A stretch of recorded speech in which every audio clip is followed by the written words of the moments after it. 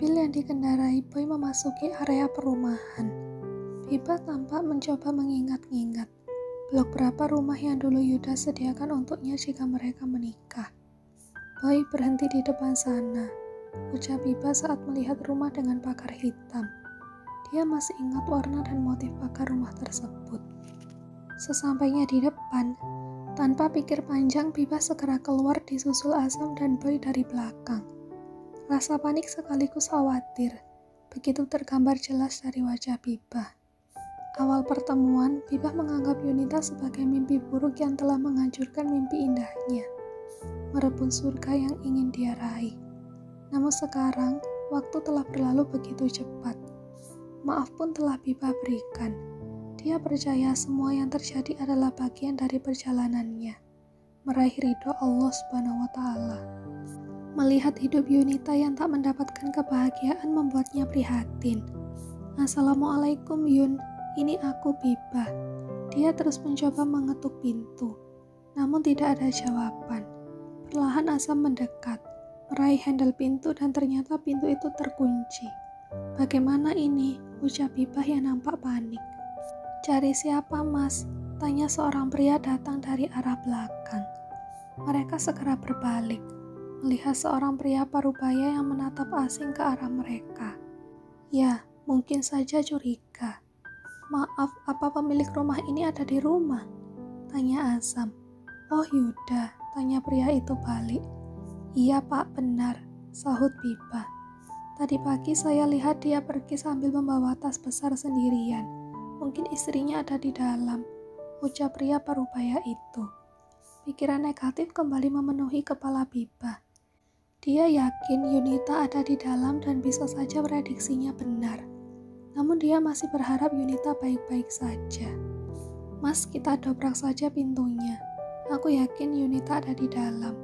Aku takut dia kenapa-napa, ucap Bibah mendesak. Azam menghela napas berat, lalu kembali melihat ke arah pria tadi. Sekarang kami akan mendobrak pintu ini, karena kemungkinan besar Yunita ada di dalam sana. Tadi dia menelepon istri saya dan meminta tolong. Kalau begitu saya bantu mas. Istri Yuda kan memang sedang hamil. Kemarin dia terlihat sangat lemas, ucap pria itu. Baiklah, terima kasih. Dan biar saya dan bapak ini yang dobrak. Tangan dan Azam masih sakit. Jangan sampai tambah parah, sahut Boy mencegah sang majikan. Azam pun menurut saja. Saat Boy mengambil posisinya, pintu itu mulai didobrak. 1, 2, hingga 3 dorongan akhirnya brak. Pintu itu terbuka. Bibah segera melangkah cepat masuk ke bagian dalam rumah. Matanya terus mencari-cari hingga akhirnya langkahnya terhenti. Di depan matanya, wanita hamil itu terbaring di atas lantai dengan darah segar mengalir dari bawah kakinya. Rasanya tubuh Bibah ingin runtuh saat itu. Namun dengan sigap Azam menahannya dari belakang. Boy, cepat bawa wanita itu ke mobil. Tanpa pikir panjang, Boy dan juga bapak tadi segera mengangkat tubuh Yunita keluar dari dalam kamar. Sementara Azam menuntun Bibah yang nampak sangat syok. Setelah memastikan semua masuk ke dalam mobil, Azam kembali menghampiri bapak tadi. Saya minta tolong hubungi suami dan keluarganya. Baik, kebetulan saya punya nomor suaminya. Sore berganti malam. Dalam kondisi lemas, mata Yunita mengerjap perlahan. Pandangannya terlihat samar-samar pada mulanya, hingga akhirnya mulai terang hingga cahaya lampu menyilaukan matanya. Di sisi kiri, dia bisa melihat Bibah sedang berdiri bersama Azam. Namun dia masih terlihat kebingungan. Di mana dia saat ini? Apa yang telah terjadi?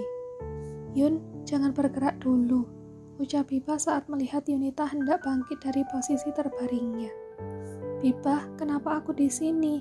Janinku baik-baik saja kan? Tanya Yunita seolah sudah mempunyai firasat buruk tentang janinnya. Namun dia masih berusaha untuk tetap tenang dan yakin semua baik-baik saja.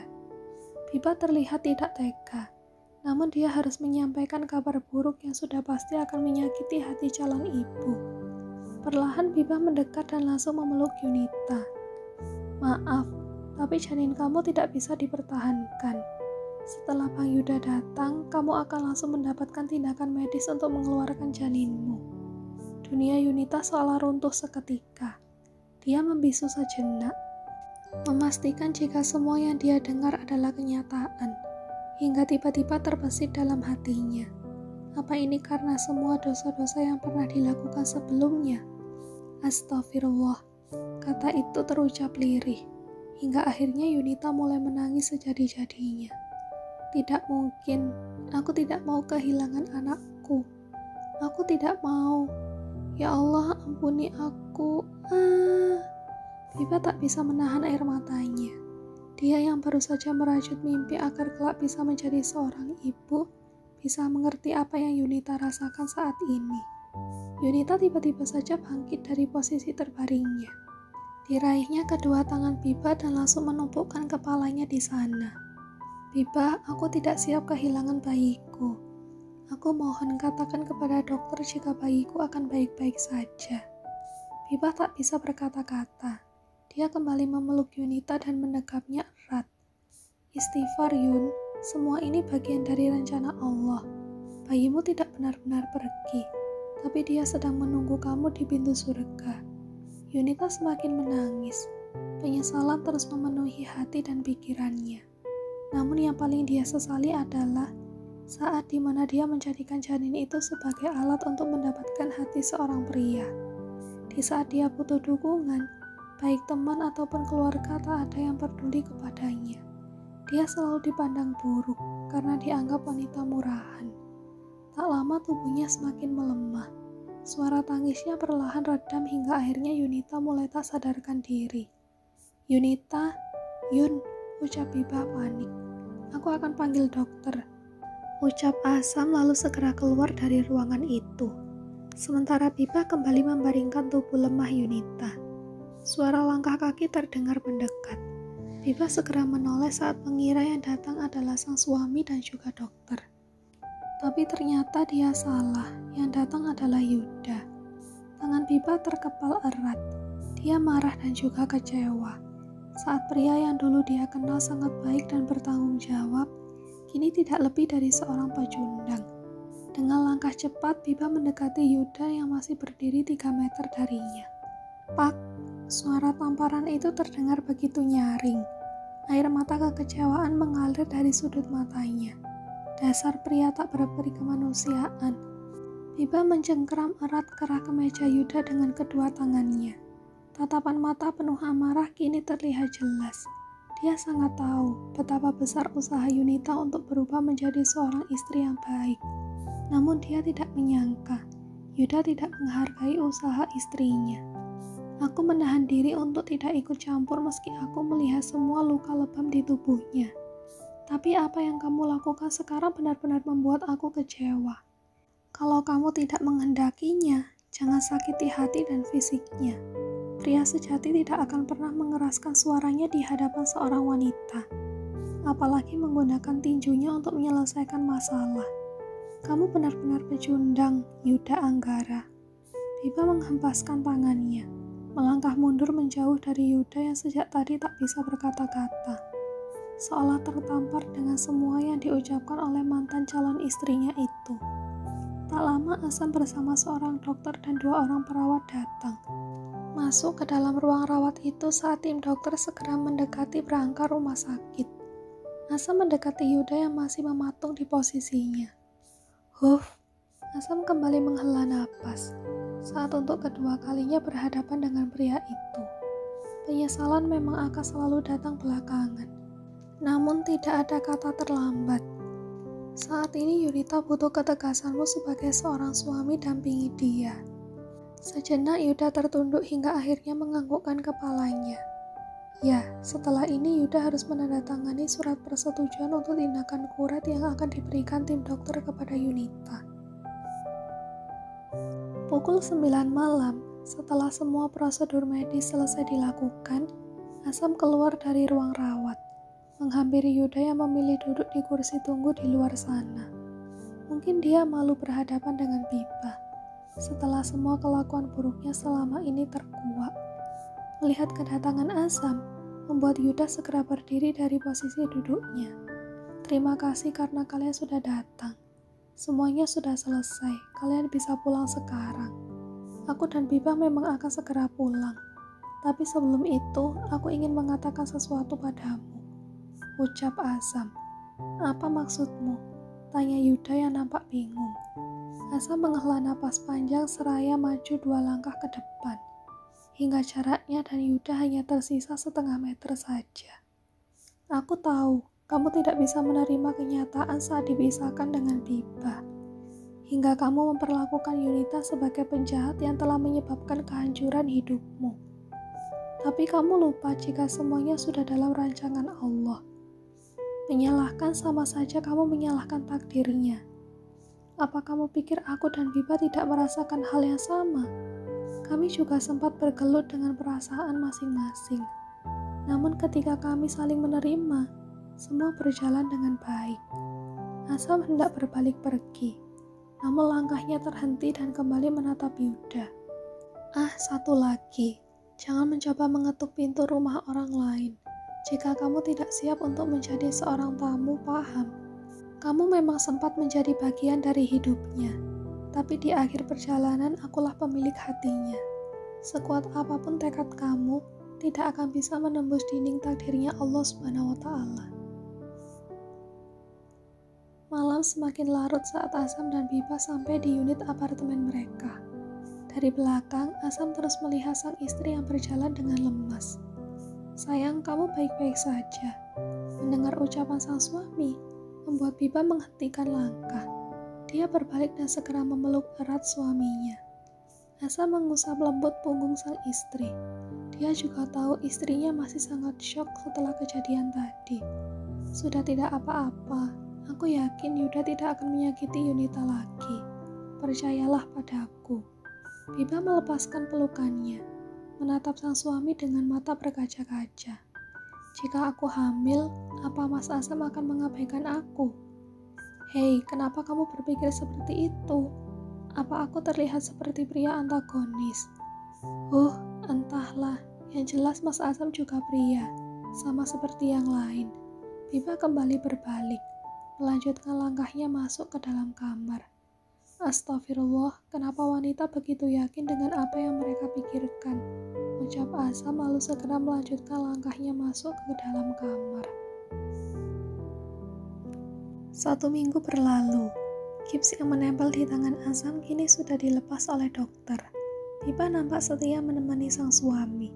Coba digerakkan perlahan saja, ucap seorang dokter seraya melepaskan sarung tangan medisnya. Perlahan Azam menggerakkan pergelangan tangannya. Maju mundur hingga akhirnya dia menarik senyum tipis yang menandakan kondisi tangannya sudah lebih baik. Alhamdulillah tidak ada rasa nyeri sama sekali. Alhamdulillah, ucap Biba yang juga ikut merasa lega. Syukurlah kalau begitu tidak perlu pakai gips lagi. Saya akan resepkan obat kalau tiba-tiba saja rasa nyerinya kembali lagi, ucap dokter itu.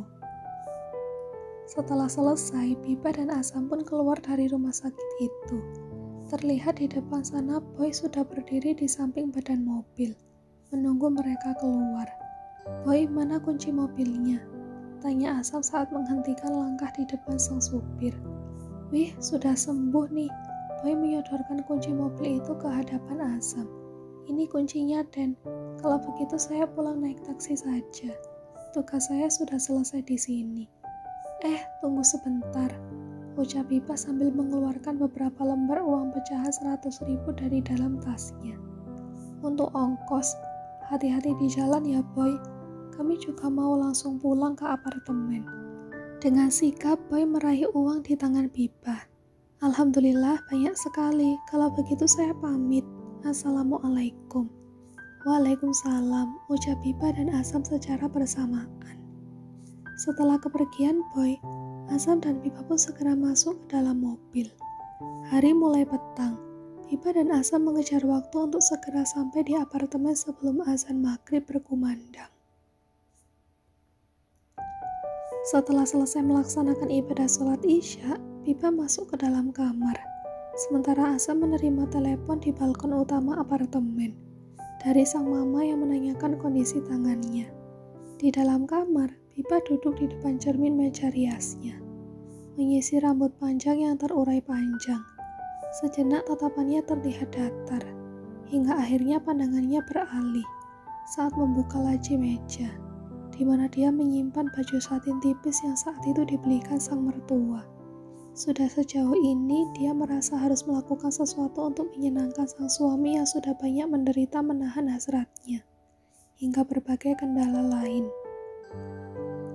Di luar sana, Asa masih berdiri di balkon utama hingga akhirnya memutuskan panggilan telepon tersebut. Sejenak dia terdiam melihat ke arah gedung pencakar langit di hadapannya. "Mas, di luar sedang gerimis. Masuklah." Mendengar suara sang istri, membuat Asam segera berbalik. Namun tiba-tiba dia terpaku. Dari jarak beberapa meter, matanya seolah dimanjakan oleh keindahan yang selama ini tertutup rapat di balik gamis. Sempat terpaku, hingga beberapa detik setelahnya Asam segera masuk ke dalam, menutup tirai balkon itu rapat-rapat. Jika dulu dia memalingkan wajahnya dan segera pergi menjauh saat melihat Biba memakai baju dinasnya, maka sekarang dia terus melangkah tanpa ragu. Biba, ini pakaian... Shh. Biba meletakkan jari telunjuknya tepat di depan bibir sang suami. "Aku sudah siap, Mas. Apalagi yang kamu tunggu?" Asa menatap sang istri tak percaya. Tapi semua benar. Inilah yang dia inginkan dan tanpa diminta, sang istri membuka jalan untuk ia segera menuntaskannya. Perlahan Asa melingkarkan tangannya di pinggang ramping sang istri, sementara tangan yang lain menelusuk ke bagian ke belakang leher sang istri. Bibir mereka kembali menyatu, beradu dalam daru napas yang kian memburu. Sungguh saat inilah yang mereka tunggu-tunggu, pengalaman pertama yang akan menjadi sejarah dalam hubungan pernikahan mereka. Tubuh mereka semakin melekat erat, hingga sesaat kemudian Asa melepaskan tautan mereka. Tangan kekarnya menggendong tubuh sang istri. "Malam ini kamu akan menjadi milikku seutuhnya." Tak ada kata yang bisa diucapkan Biba, kecuali terus tersipu, pasrah dengan apa yang akan dilakukan suaminya sekarang. Asam segera melangkah, menggendong sang istri masuk ke dalam kamar. Perlahan dia merebahkan tubuh Biba di atas ranjang. Pandangannya kembali tertuju ke setiap inci tubuh indah sang istri. Lagi-lagi dia menelan salivanya sekuat tenaga, seraya melepas kaos oblong hitam yang tadi membalut tubuh atletisnya. Mata Biba terpaku melihat otot perut sang suami. Sungguh pria itu adalah pria tangguh yang sebentar lagi akan mendekapnya dalam kehangatan sepanjang malam. Tanpa membuang waktu, Asam segera naik ke atas tubuh sang istri. Kepalanya mulai turun perlahan, menjelajah bagian leher jenjang hingga ke telinga sang istri. Melihat tangan sang suami hendak menarik turun gaun tipis yang dia kenakan, membuat Biba segera mencegahnya. "Mas, niat dulu." Asa menyunggingkan senyumnya seraya menyibak rambut yang menutupi bagian kelopak mata sang istri. "Aku sudah menghafalnya selama 1 minggu. Kamu tidak perlu khawatir tentang hal itu. Tentu saja aku sudah membacanya." Biba kembali tersipu, sementara Asam kembali melanjutkan aktivitasnya. Biba mencengkram erat ujung bantalnya saat tangan dan bibir sang suami begitu kompak mengerayangi seluruh tubuhnya. Setelah beberapa saat, Asam menghentikan aktivitasnya saat pandangannya sampai ke tujuan akhir yang akan menjadi puncak permainan malam ini. "Biba, kamu siap?" Biba lagi-lagi hanya menganggukkan kepalanya. Tanpa ragu, Asa membuka semua yang tersisa pada tubuhnya. Tanpa basa-basi, dia mengarahkan dan segera menghentakkan perlahan. Biba memejamkan matanya saat sesuatu di bawah sana mencoba menembus pertahanan diri yang sudah dia jaga sekian lama. Dorongan itu cukup kuat hingga akhirnya, mereka benar-benar menyatu seutuhnya. Air mata Biba mengalir dari sudut mata. Akhirnya dia menjadi istri seutuhnya. Keraguan yang sempat mengusik sanubari kini telah hilang, seiring pembuktian ketulusan cinta sang suami. Kepala Asam mendongak ke atas. Ia menggigit kecil bibir bawahnya, seraya menghentak, maju mundur perlahan. Pengalaman pertama yang akan dia ingat sepanjang hidupnya. Dialah pemilik hati seorang Nur Habibah Sumayyah. Begitu juga dengan semua yang ada pada diri wanita itu. Mas, Asam kembali membungkam mulut sang istri dengan ciuman hangat dengan penuh tuntutan.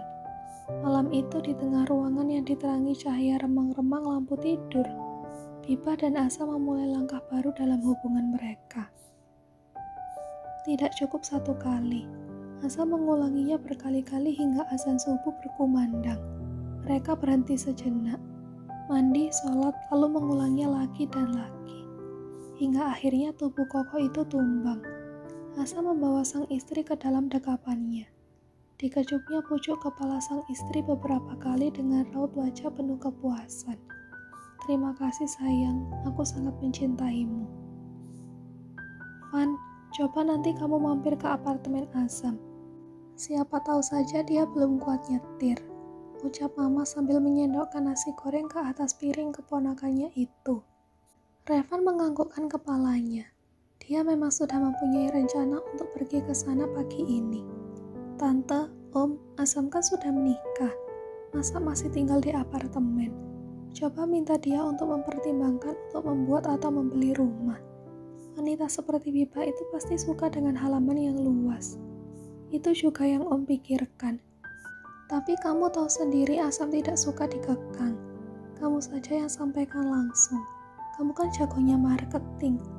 Kamu racuni saja otaknya, ucap papa lalu kembali melanjutkan aktivitas makannya. Ya baiklah. Baru saja Revan hendak melahap makanannya. Tiba-tiba ponselnya berdering tanda panggilan masuk. Nah, baru saja dibahas, orangnya sudah menelepon.